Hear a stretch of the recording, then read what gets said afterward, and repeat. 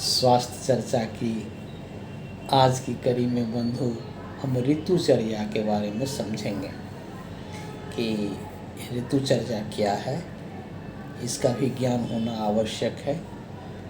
देखिए कि ऋतुचर्या एक प्राचीन आयुर्वेदिक पद्धति है और यह दो शब्दों से मिलकर बनी है, ऋतु प्लस चर्या, जिसका अर्थ होता है ऋतु का मौसम और चर्या का अर्थ होता है नियम या अनुशासन। आयुर्वेद द्वारा अनुशंसित मौसमी परिवर्तनों के कारण होने वाले शारीरिक और मानसिक प्रभावों से निपटने के लिए ऋतुचर्या में जीवन शैली और आयुर्वेदिक आहार शामिल है।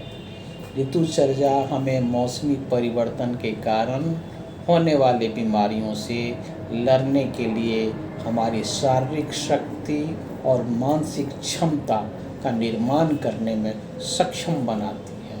इसके अलावा यह हमारे शरीर के तीनों दोष कफ पित्त वायु को संतुलित रखकर फिट और स्वस्थ रखता है। आयुर्वेद के अनुसार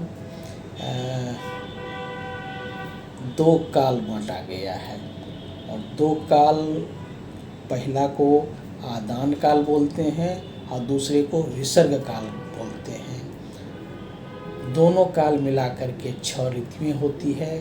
प्रत्येक काल में 3 ऋतुएं होती है, जो एक वर्ष में कुल 6 ऋतुएं हो गई। प्रत्येक ऋतु 2-2 महीने तक चलती है और ये ऋतुएं सटीक रूप से भारतीय उपमहाद्वीप में पाई जाती है। तो देखिए कितना बढ़िया वर्णन आयुर्वेद में किया गया है। तो हम आदान काल के बारे में समझें कि आदान काल में 3 ऋतुएं आती है, शिशिर ऋतु, बसंत ऋतु और ग्रीष्म ऋतु। आदान का मतलब होता है, देखिए शब्द कितना प्यारा है, आ और दान, आओ और दान करो। दान का मतलब यहाँ हुआ कि आदान काल में आपके जो है कई तरह की बीमारी आती है, कई तरह का परेशानी आती है और आप दान स्वरूप आपका स्वास्थ्य आपका चला जाता है। तो आदान काल को लो न्यूट्रिशन पीरियड बोला गया है। इस मौसम में क्या रहता है, इस मौसम के दौरान सूरज और हवा बेहद शक्तिशाली होते हैं। सूर्य लोगों से सारी ऊर्जा और ताकत और पृथ्वी से शीतलता के गुण को छीन लेता है। चिलचिलाती धूप पौधों और मनुष्यों को नरम और सूखे गुण प्रदान करती है, जिससे व्यक्ति में ताकत कम हो जाती है। इस पीरियड में संभल करके रहना पड़ता है। तो इस पीरियड में 3 ऋतुएं आई आपको, शिशिर ऋतु, बसंत ऋतु, ग्रीष्म ऋतु। बंधु ये आदान काल का ऋतु था। इसमें माघ फागुन चैत वैशाख ज्येष्ठ और आषाढ़ हिंदी मंथ को 2-2 महीना आता है। तो माघ फागुन शिशिर ऋतु, चैत वैशाख वसंत ऋतु और ज्येष्ठ आषाढ़ आपका ग्रीष्म ऋतु में आता है। और ज़्यादा एक ऋतु का वर्णन अगला वीडियो में करेंगे।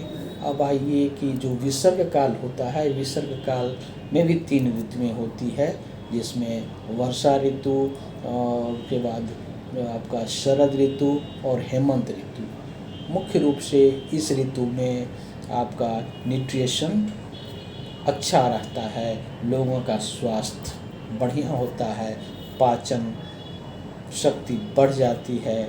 तो इसमें भी जो 3 ऋतुएं आई, सावन भादो वर्षा ऋतु है, जो शरद ऋतु आश्विन कार्तिक है और आपका हेमंत ऋतु जो है अगहन और पौष है, जिसको मार्गशीर्ष भी कहते हैं। तो ये मोटा मोटी जो आयुर्वेद के अनुसार समय को पूरे साल में बांटा गया है। आप समझिए कि एक को विसर्ग काल कहते हैं जिसमें लो न्यूट्रिशन रहता है, और दूसरे को आदान काल कहते हैं जिसमें लो न्यूट्रिशन रहता है, और दूसरे को विसर्ग काल कहते हैं जिसमें आपका पोषण बढ़ता है।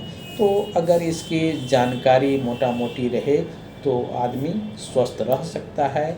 अगली वीडियो में एक एक ऋतु को लेकर के हम वर्णन करेंगे कि किस ऋतु में कैसा भोजन करना चाहिए, कैसा आहार लेना चाहिए, कैसा दिनचर्या रहना चाहिए, ताकि हम स्वस्थ रह सकें।